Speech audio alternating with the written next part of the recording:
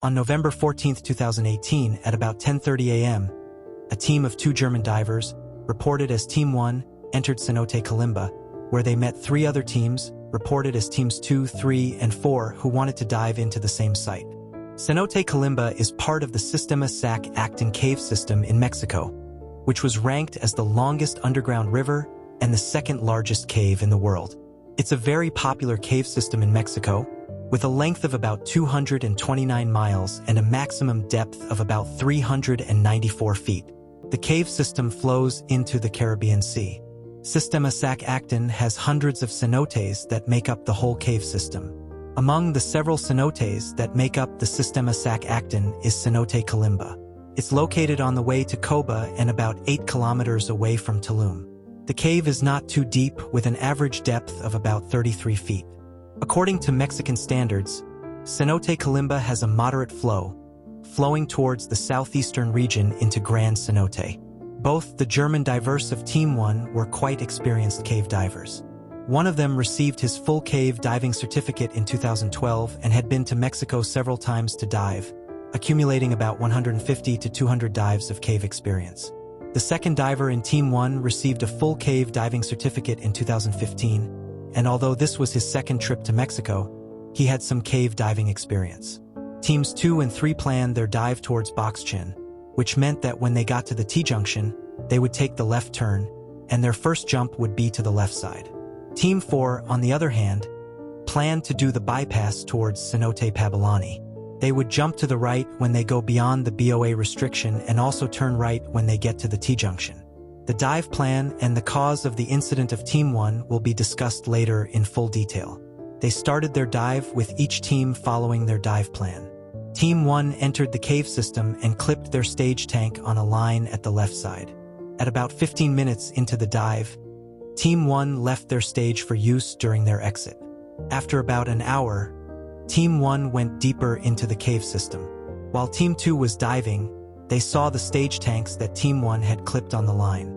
They also saw the cookies that marked the exit to Kalimba at the first T-junction. They left the spot and continued their journey towards Boxchen, but noticed that there were no other markers or any jumps installed. Teams 2 and 3 planned their dive towards Boxchen, which meant that when they got to the T-junction, they would take the left turn, and their first jump would be to the left side. Team 2 finished their dive and surfaced, but discovered that Team 1 had not surfaced at Kalimba as planned. One member of Team 2 went to check for them at Grand Cenote, thinking that perhaps they had changed their dive plan to exit at an entrance other than Kalimba. When he got to Grand Cenote, he couldn't find the Team 1 divers, so he returned to Kalimba. At around 2:30 p.m., 4 hours after Team 1 had started their dive, it became clear that something had gone wrong. One diver, Jeff Clark, rushed to a local dive shop to inform them that 2 divers were missing in the cave system. Jeff Clark was the first to arrive at Cenote Kalimba and confirm the news. He quickly informed other divers and managed to gather a team consisting of Kim Davidson, Johan Isaacson, and others from Mayan Blue, another cenote in Tulum. They understood that the search would likely be a body recovery operation. Robbie Schmittner went to 4 different cenotes, including Pabalani, Boxchen, O'Toole, and Grand Cenote, to check if the missing divers had surfaced there. However, they were not found in any of these locations. Meanwhile, 2 search teams were formed: Team A, Johan and Kim, and Team B, Jeff and Pal. The search teams faced a challenge as they did not know the dive plan of the missing divers.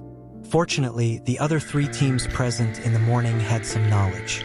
They knew that the lithium sunset section of the cave was part of the missing divers' plan. Additionally, Team 4 encountered the first T-junction during their dive, providing some markers for guidance. Search Team A was assigned to search the main line towards Grand Cenote, looking for any signs or jumps indicating the presence of the missing divers. If they found no evidence, they would continue searching through Grand Cenote and Hotel. Search Team B went right at the T-junction towards the lithium sunset section, assuming it was part of the missing divers' planned route. Around 5:30 p.m., both search teams entered the cave. Just 15 minutes into the dive, they found the missing divers' stage tanks clipped to the main line. Continuing their dive plan, they reached the T-junction and discovered one of the missing divers' cookies, marking the exit side towards Kalimba. Search Team A followed the main line towards Grand Cenote but found no further markers. They came across one of the missing divers' portable lights on the cave floor, indicating they might have been seen in that area. At the jump at Paso de Lagarto, they found the body of one missing diver. Search Team A connected the jump to continue diving towards Cenote O'Toole. Between the Grand Cenote main line and the Kuzan section, Search Team A found the body of the second missing diver. With both bodies discovered, Search Team A exited the cave through Cenote Kalimba. The recovery operation was planned for the following morning, and authorities were present to coordinate the process. The next morning, a team of 3 divers completed the recovery operation through Cenote O'Toole. They successfully brought the bodies to the surface within an hour, without any complications. Proper documentation was made by the recovery team. The missing divers had taken a camera with them into the cave to record their dive. From the video footage, their dive plan and activities were discovered. They entered through Kalimba and planned a single-stage video dive, alternating between being the cameraman and subject. They filmed passages they passed through and dropped their stage tanks on the main line at the first T-junction. The video footage revealed that the divers spent more time than usual reaching the point where they clipped their stage tanks. Videography during dives can affect dive pace, possibly leading to delays. It is also possible that their attention was consumed by the video, causing them to overlook their air supply.